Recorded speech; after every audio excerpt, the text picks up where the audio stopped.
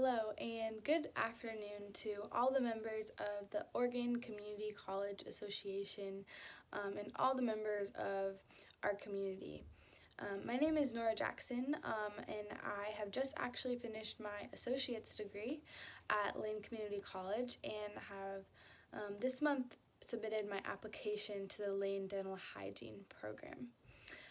I hope everyone has stayed well during these crazy times of the pandemic and continue to stay well as things begin to get back to normal. Today I just wanted to share kind of my story and my background as a student. I know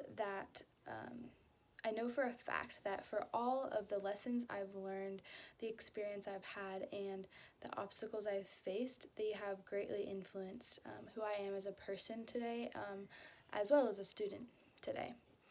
I'm the oldest of 5 siblings. I have 3 sisters and 1 brother. I have always been a student athlete. I played 3 sports in high school, and I was the team captain of all 3 of them at different times. I aspire to be a health and fitness advocate. On one hand, this means, like I said earlier, being a dental hygienist and promoting hygiene in my workplace and career. On the other hand, that means being a coach and a trainer for youth and for people who are injured or who just have created lots of unhealthy habits as they've gotten older. So a large population, but I'm passionate about helping people eat, move, and live well and find sustainable ways to do so. In high school, I finished strong with a 3.8 GPA. I was a top scholar. Like I said, I was team captain of all my sports, and I had many other awards in science-specific classes as an outstanding student. However, it didn't begin that way. My freshman year of high school, my family was facing a detrimental loss and betrayal. Mentally, I was apathetic and uninterested and bitter towards school. Oftentimes I would sleep during class, or I would have to leave early to seek counsel or just to attend to family matters and be with my family. On top of that, my sophomore year of high school, my dad actually passed away after a long battle of cancer. However, this was a little bit of the turning point for me. My dad was very disciplined and hopeful, and he died in peace with all of us surrounding him. He was my motivation to become a better student and a better person. I coped as I had a rock solid support from my community, my sports teams, and my family. I was put into an environment with love and healing where I could continue to put one foot in front of the other, that's really what it was, and continue my education in a way that was better than before. I have to say, however, that it wasn't only my support systems and my high school that contributed to my education, it was actually a large part of LCC as well. With my mom widowed, raising the rest of my 4 younger siblings, her paying for my college wasn't really an option and not one that I even wanted to put on her. Not only that, but my family was still grieving heavily, and they were just trying to survive to get to the next day. And so I didn't feel that it was quite right for me to leave and go to college quite yet, or to move out. Lane not only was a major financial relief and blessing, but it allowed me to stay home with my family while they continued to grieve. I studied there, and I studied hard and intently.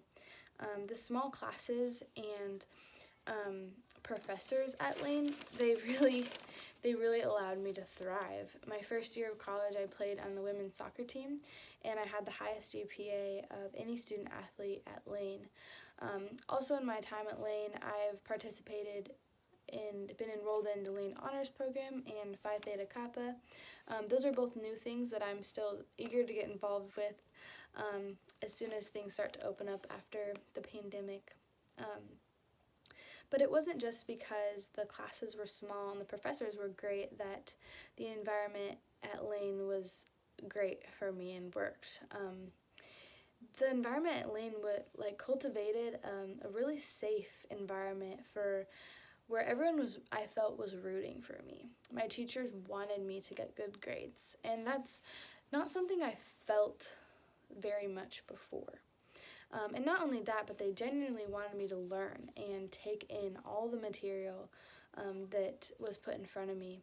At Lane, I've actually found a love of learning. My family often makes fun of how much I study, and they often make fun of the various colorful posters I make of that are for no credit or for any grade, just for my entertainment and studying purposes of the cardiovascular system or microbial diseases of the skin.